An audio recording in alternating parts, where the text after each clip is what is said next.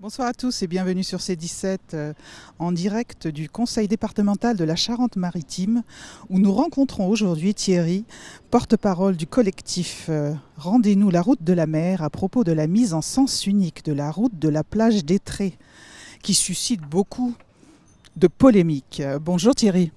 Bonjour. Alors pouvez-vous nous faire un historique de cette décision ?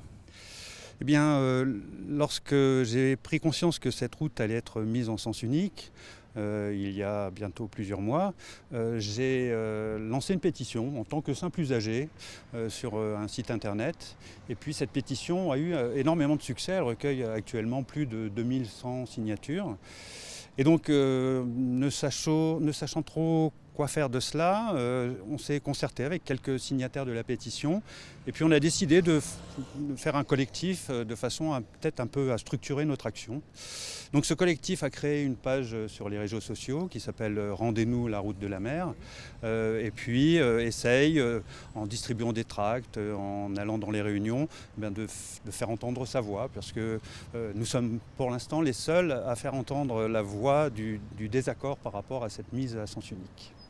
Avez-vous prévu des actions particulières dans les jours à venir ?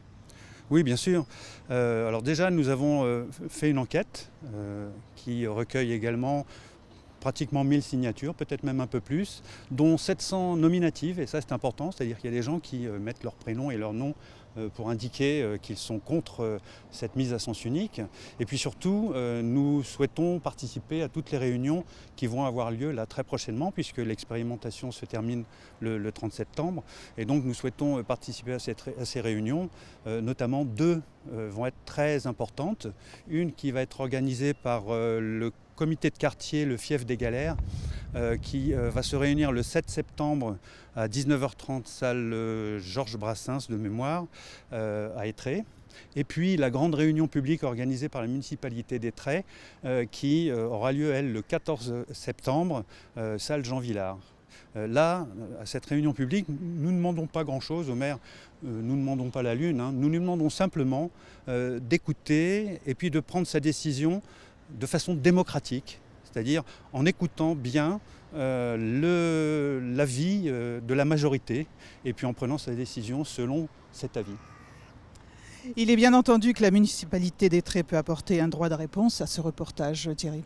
Bien sûr, mais nous échangeons un peu avec le maire, nous l'avons rencontré d'ailleurs, chacun fait part de ses positions. Bon, pour l'instant, nous ressentons quand même un blocage dans des prises de décision, mais nous verrons, peut-être que les choses évolueront avec ces nombreux usagers qui sont pénalisés par ces embouteillages, les professionnels également.